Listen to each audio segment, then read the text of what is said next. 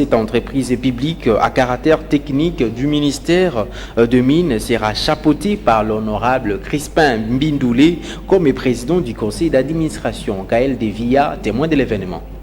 Nommée récemment par une ordonnance présidentielle, la nouvelle équipe dirigeante du cadastre minier a pris officiellement le mercredi 9 août le bâton de commande de cet établissement public à caractère scientifique et technique. Au cours d'une cérémonie de remise et reprise tenue à Kinshasa, Gombe, ainsi l'équipe Mupande cède la place au nouveau comité de gestion composé de Yenga Mabolia au poste de directeur général, Jacques Muyumba, directeur général adjoint, Crispin Mbindoulé Mitono, président du conseil d'administration. Dans son speech, Crispin Mbindoulé Mitono, le nouveau président du conseil d'administration, remercie le chef de l'État pour son choix judiciaire porté sur elle. C'est dû déterminé à relever les défis du secteur minier en République démocratique du Congo. À ces jours solennels et mémorables qui marquent la cérémonie d'installation officielle du conseil d'administration et de passation du pouvoir au nouveau comité de direction, qu'il me soit permis de rendre grâce à Dieu de l'Éternel,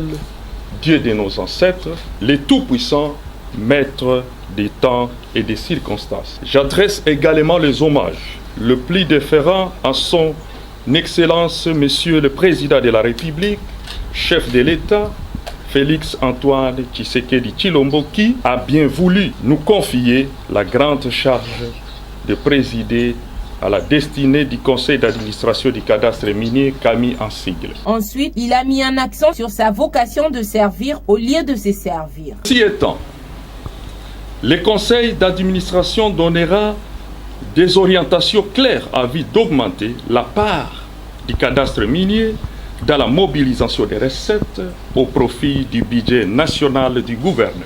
Notons que cette passation de pouvoir s'est déroulée dans une atmosphère harmonieuse en présence des autorités du ministère de Mines, dont le secrétaire général aux Mines Jacques Ramazani Lutuba, représentant du ministre de Mines Antoinette Samba Kalambay, ainsi que les agents et cadres du cadastre minier.